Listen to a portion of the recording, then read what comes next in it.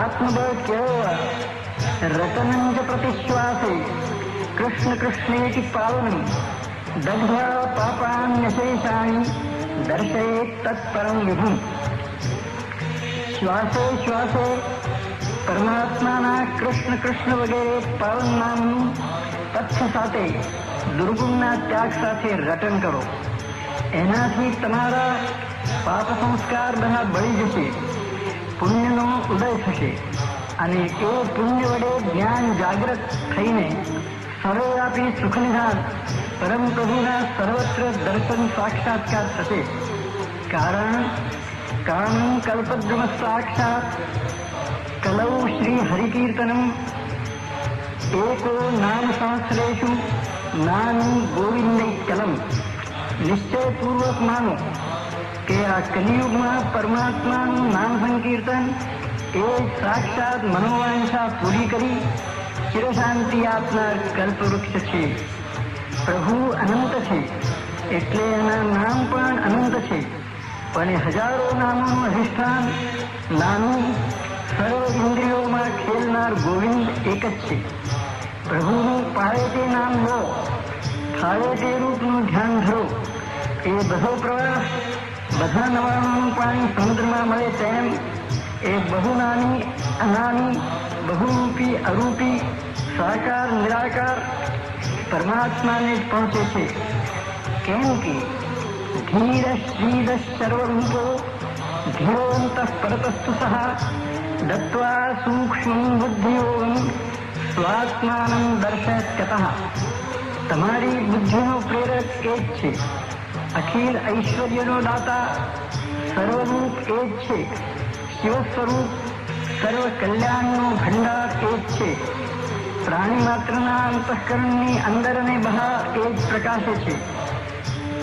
નકોડી બુદ્ધિ એને પહોંચી શકતી નથી, એ જેના પર રહી છે તેને એ સૂક્ષ્મ બુદ્ધિઓ નિર્લેપતાથી કર્મ કરવાની યુક્તિ હવે તેની પરિસ્થિતિમાં બ્રહ્માકાર વૃત્તિ ચડે નહીં એવો બતાવી સ્વસ્વરૂપનો સાક્ષાત્કાર કરાવે છે. અધ્યાય 48. શ્રી દત્ત શરણં મમ, શ્રી દત્ત શરણં મમ, શ્રી દત્ત શરણં મમ, શ્રી દત્ત શરણં મમ. અદ્ભુત લીલા ત્રીશની પ્રેરી વસિષ્ઠે રક્ષે સ્વભક્ત પુત્રને ભક્ત વરદ તેમ. દત્ત પ્રેરણાથી ત્યાં છોડી આત્મ ધ્યાન નહુષ પાલને સર્વદા રહે દક્ષ મુનિમાન. વસિષ્ઠ શિક્ષણથી થયો નૃપસુત સમર્થ શસ્ત્ર શાસ્ત્રમાં નિપુણને ધનુર્વેદ વિદતેમ. આડો ચાલે ના કદી ના ઉદ્ધત કદી જાણ વિનય નમ્ર વર્તે સદા રહી સમીપે માન. નિંદા સ્તુતિમાં ચિત્તના રાખે કદીએ હેમ રહે દક્ષ અભ્યાસમાં થયો નિપુણ હે તેમ. જોઈ વર્તન એહનું વદે તુષ્ટ મુનિ જાણ ક્ષત્રિય તું જાવન વિશે માર હિંસ્ર પશુમાન. ગુરુવાજ્ઞાથી એમ એ લઈ ધનુષને બાણ ગયો વન વિશે એકદા મૃગિયા રમવા જાણ. પાડે જનને આપદા મારી ગવાદિક જે મારે વનમાં તેમને વ્યાઘ્રાદિકને. જોઈ શૌર્ય એહનું અચૂક અનુસંધાન બોલે રૂષ્ટ થઈ સુરો વ્યોમવાણીથી માન. સોમવંશ નૃપ આયુજે તત્સુત તું નિર્ધાર ઇન્દુમતીના ઉદરમાં જન્મ્યો નિશ્ચય બાળ. આવ્યો દૈવે તું ઇહા વસિષ્ઠાશ્રમે જાણ માત પિતાને મળ જઈ છોડી અભિમાન. माने नर निज चर्व्य जे दैत्याधम ए हुंड मान शत्रुए ताहरो उड़ाव तेनु मुंड हरि ओम तत्सत जय गुरुदत्त हरि ओम तत्सत जय गुरुदत्त तत्कारागृहમાં તપે અશોક સુંદરી જાણ વરી તેહને શીઘ્ર તું જા નિજપુરમાં માન नकी निज बड़े दैत्य ने हणीश तू नृप तेम दत्त वरे सुसमर्थ तू मां कर चिंताएम વ્યોમ ધ્વનિ એવો સુણી ચિંતે નಹುષ સુજાણ વસિષ્ઠ નંદન હું નકી આશુ વદે પ્રમાણ वदे देव आव्योम मां अथवा कपटी एम मति भ्रंश करवा मथे गुप्तपणे आतेम નાના તર્ક કરે તિહા સુણી વચન એ જાણ આવી આશ્રમમાં કહે વંદી મુનિને માન सुनी वचने मुनि वदे नहुष सत्य तू एम आयु पुत्र माता हरि जान इंदुमति तेम સર્વતંત્ર સ્વતંત્ર જે દત્તાત્રેય સુજાણ તત્કૃપોદ્ભવ તું નકી રક્ષે તેજ પ્રમાણ हतो गर्भ मातु जिहा जाण्यु दैते तेम कर्यो यत्न हणवा तने रक्ष्यो त्यारे एम શ્રી દત્તે નિજ ચક્રને રાખી ફરતું જાણ તોય હુંડ ન એ ખસ્યો છિદ્રાન્વેષી માન आयु पुत्र आमार्षे मुझने मानी एम जन्म थता माया बड़े हरे एतने तेम લઈ જઈ નિજ નગરમાં હળવા તુજને જાણ સોંપે પત્નીને તિહા શ્રીદાસીને માન पड्यो नास्तिको ना आहा नकी हाथ मातेम तोय जीवित ताहरू रक्षूं दत्ते एम दयादानदम शिक्षक दत्त विश्वंभर सुदिगंबर दत्त सूण नहुष आश्चर्य ए लई दासी जाण आप्यो बल्लभ कर विषे वधवा तुझने मान इंद्र वज्र सम शस्त्र लई हाथ मातेम मारे तुझने त्रण वार बल्लभ निर्दय एम राखी आड़ू चक्र त्या त्याए रक्षे दत्त वृथा पछाड़े शस्त्र ए दैत्य दुष्ट उन्मत्त दांत होठ चावे आहा थयो क्रोध थी लाल तूट्या शस्त्रो केटला थाय नवा को वाळ जोई एवं चित्तमा थयो सुविस्मित जाण देखी शांति ताहरी पलड़्यो मनमा मान आवी करुणा क्रूर ने मूकी दीधा शस्त्र कहे दास ने आपणु ना चाले अहीं अस्त्र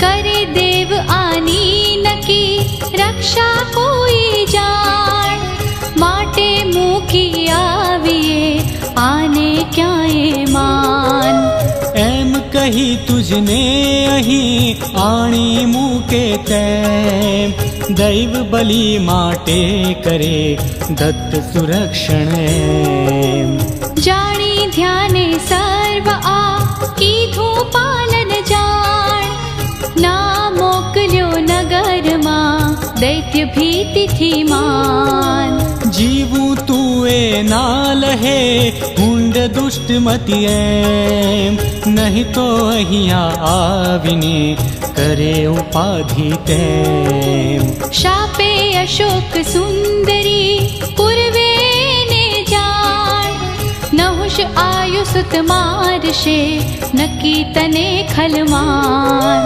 नाखी कारागृह मही दैत्येने तेम वरवा तुझने तप करे त्वन्मय केवल एम बालोन्मत्त पिशाचक दत्त देवातीर परिक्रम दत्त जा माटे वेगे हवे मारी दैत्य सुजान मात पिता ने जय सुखे दे दर्शन तू मान विश्वपाल श्री दत्त जे रक्षो तुझने तेम चिंती तत्पद भाव थी जाहुंड वधेम मां विलंब कर रूप हवे महाबाहु तू जान था विजयी वध दैत्य ने थाओ त्वत्कल्याण आपो बल देवो तने पितृगणो वर्ते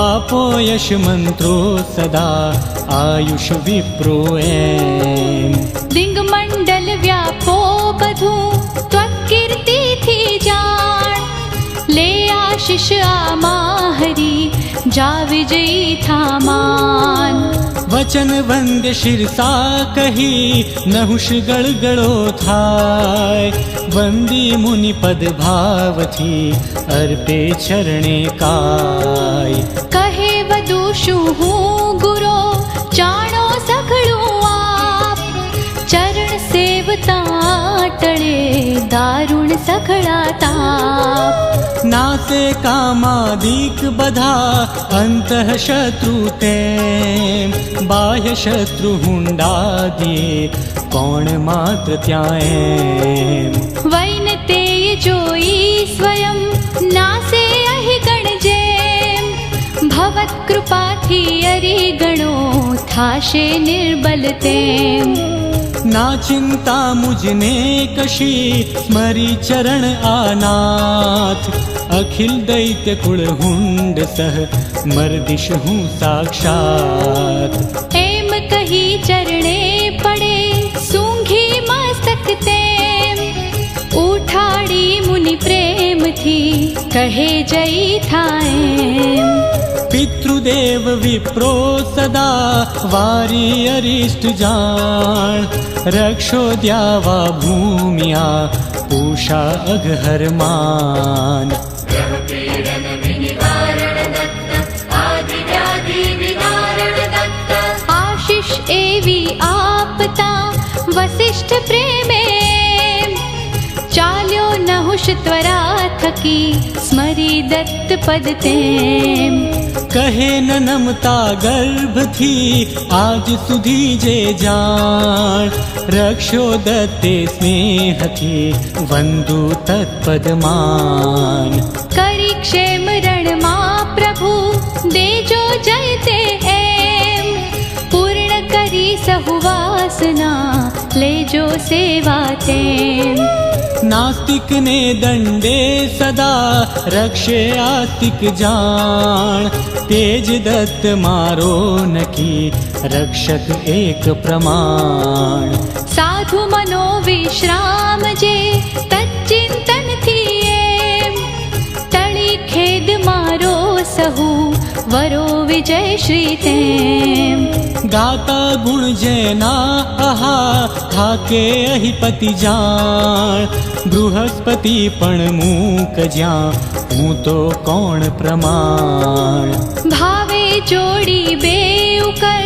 वंदु तेने हेम रक्षो कृपा करी मने दत्त योगी वर्तेम रणे परस्पर झगड़ता अथवा संकट माह्य कपटे कोई मारता रक्षो ए यतिराय नडो विघ्न न गमन मा रक्षो देवो एम सुजल अन्न समये मळो सुखे आगमन तेम लड़ता युद्धे जे हने बोलावे सहु जान करो इंद्र सहायते रक्षी डर थी मान करे स्तवन एवं तिहा नहुष प्रेम थी एम जो જોઈ એનું ધૈર્ય એ થાય રુષ્ટ સુરતેમ. ડોલાવે માથું આહા કરે સુમન વર્ષાવ, ચાલ્યો વેગે નહુષ ત્યાં થાય શુકન શુભ ભાવ. શ્રી દત્ત દત્ત કરુણાકર દત્ત દત્ત દત્ત સુજટાધર દત્ત. સામે ગોકન્યા મળે દહીં પુષ્પ ફળ તેમ, પૂર્ણ કુંભ બે દ્વિજવરો મૃગ પ્રદક્ષિણેમ. જોઈ એવા શુકન એ થાય સુરુષ્ટ જાણ, ચાલે આનંદે તિહાં દેખે સુરપતિમાન. કહે ઇન્દ્ર દેવો અરે શૂર નહુષ આએમ, જાય પગે લડવા જુઓ દેવ દ્વિજાર્થ તેમ. કરો સહાય તમે બધા રણમાં એને ત્યાંય, રથ મારો હું મોકલું જેથી વિજયી થાય. એમ કહી દેવેન્દ્ર ત્યાં સારથીને નિજ જાણ, બોલાવી તક્ષણ વદે આજ્ઞા માતલીમાન. લઈ શાશ્વરથ નહુષને જા સત્વર મળે એમ, છત્ર કવચ તૂણીરને ચાપ શસ્ત્ર સહતેમ. વિવિધ અસ્ત્ર કિરીટને કુંડલાદિક જાણ, કેયુરાલંકાર સહ જા સત્વર લઈમાન. ઇન્દ્ર વચન એ માતલી માની શિરસા એમ, આવ્યો સર્વ લઈ તિહાં મળ્યો નહુષને તેમ. ગુરુપદ ચિંતી ભાવથી ચાલે નહુષ સુજાણ, ત્યાં તો આવી માતલી વદે સવંદનમાન. દેવેન્દ્રે રથ મોકલ્યો સામગ્રી સહ એમ, સ્વીકારી એ યુદ્ધમાં થા વિજયી નૃપ તેમ.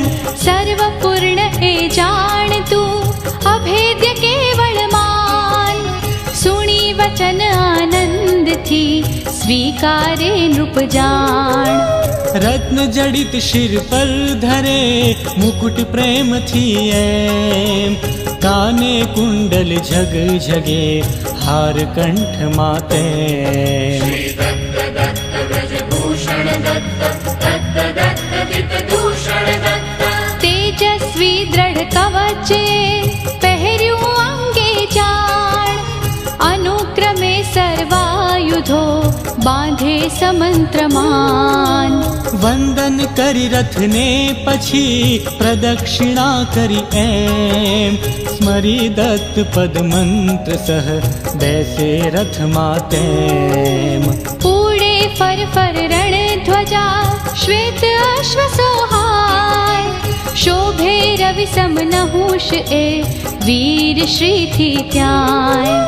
કહે માતલી વેગથી હાક હવે રથ એમ, સુણી વચન નૃપ પુત્રના કરે સારથી તેમ.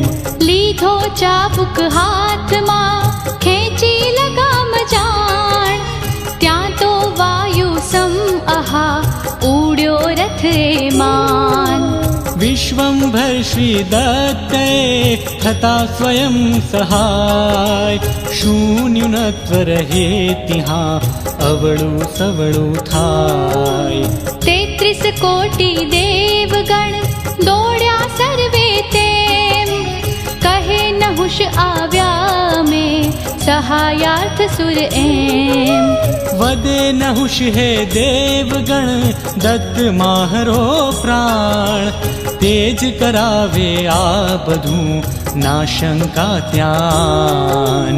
માનું ગુરવાજ્ઞા સદા તેથી નિશ્ચય એમ, કષ્ટ નિવારી સર્વ એ રક્ષે મુજને તેમ. ભક્તેચ્છા પૂરક નકી દત્ત યોગી વર એ, થાતા સહાય તે સ્વયં રહે ન્યૂન ક્યાં તે. એમ કહી આગળ વધે અશોક સુંદરી એમ, જાણી રંભાને તિહા પ્રેરે સત્વર તેમ. બોલે સામી આવીને રંભા તેમ સુજાણ, સાંભળ મારું નહુશ હે માં કર તું અપમાન. હરિઓમ તત્સત જય ગુરુદત્ત, હરિઓમ તત્સત જય ગુરુદત્ત.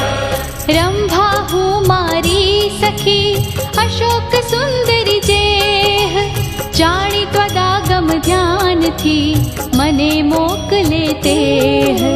પડી હુંડ કારાગૃહે ચિંતે તુજને જાણ, કરી મુક્ત વર એહની સાંભળ વિનંતી માન. પડી બંધને તોય એ જાણ નિર્દોષ એમ, બોલું જો મિથ્યા પડો તૂટી જીહવા તેમ. વદે નહુશ તું જા હવે માં કર વિલંબ જાણ, જાણું યથાર્થ હું બધું પ્રથમથી જ તું માન. થતા હુંડ વધ નિશ્ચયે થાશે સઘળું તેમ, માઘેલી થા કામિની ધીરજ મીઠી એમ. થઈ તુષ્ટ રંભા ગઈ ભૂપ વચનથી જાણ, વદે સખીને માં હવે ચિંતા કર તું માન. સુયોગ એ ઇપ્સિત નકી આવ્યો પાસે એમ, સુણી અશોક સુંદરી થઈ રૂષ્ટ ત્યાં તેમ. ત્યાંથી વેગે નહુષે દેવ સૈન્ય સહજાણ, આવ્યો કાંચનપુર વિશે યુદ્ધોત્સાહે માન. દેવ સિદ્ધ સાથ્યો અને વિદ્યાધર પણ તેમ, યક્ષ ગંધર્વ કિન્નરો નાગ ગુહ્યકો એમ. કોલાહલ મોટો કરે આવી વેગે જાણ, સુણી શોર જાગ્રત થયો ઊંડ નિંદથી માન. સૂતો તો આનંદથી જાગ્યો ત્યાંથી તેમ, કહે કોણ શત્રુ અરે કરે ઘોંઘાટ એમ. જય દૂત જો કોણ એ આવ્યો ક્યાંથી કેમ, સૈન્ય કેટલું કાંઈ હા માગે મૃત્યુ તેમ. દયાદાન ગમ શિક્ષક દત્ત, વિશ્વંભર સુદિગંબર દત્ત. જાણી સઘળું વેગથી પાછો આવ સુજાણ, એમ કહીને હુંડે દૂત મોકલે માન. આવી પાસે યત્નથી જાણી સઘળું તેમ, વદે જઈ વાપિસ તિહા સુણ દૈત્યપતિ એમ. આયુરાજ સુત નહુષ એ દેવગણો સહજાણ, આવ્યો કરવા તાહરો ઘાત નિશ્ચયે માન.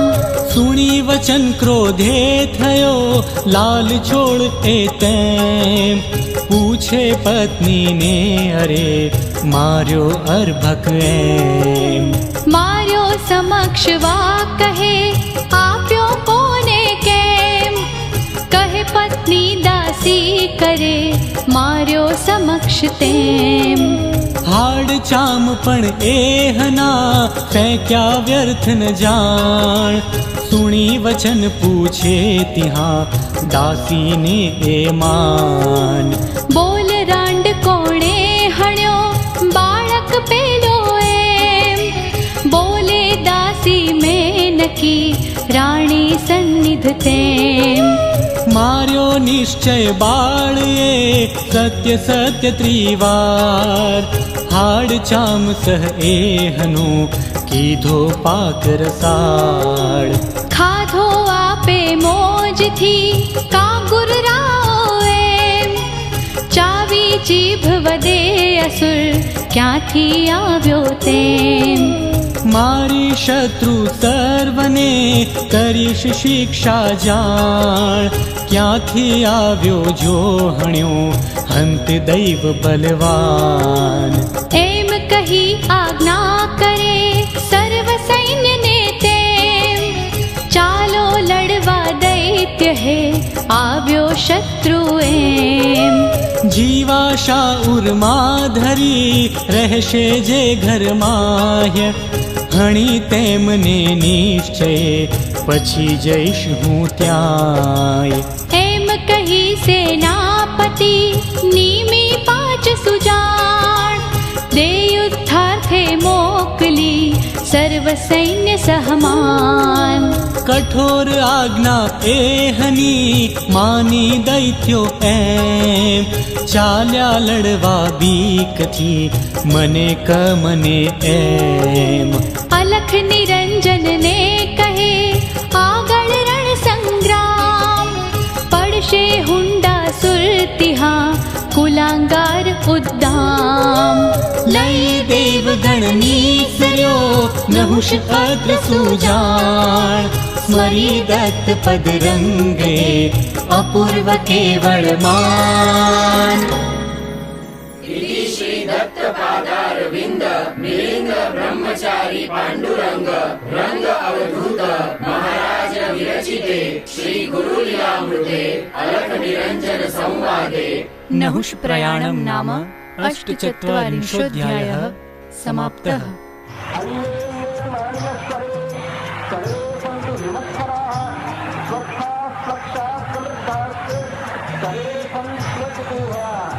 अन्योन्यमानिनः सर्वे सर्वे सन्तु विमत्सरः, स्वस्थः स्वक्षः समृद्धाश्च सर्वे सन्त्वकुतो भयः. ॐ शान्तिः शान्तिः शान्तिः. બધા એકબીજા પ્રત્યે માન રાખનાર બનો અને સર્વ નિરાભિમાની થાવ. બધા સ્વસ્થ, શાબૂત, ઇન્દ્રિયવાળા, સમૃદ્ધ અને સર્વત્ર નિડર બનો. દ્રામ. ઓમ શાંતિ શાંતિ શાંતિ.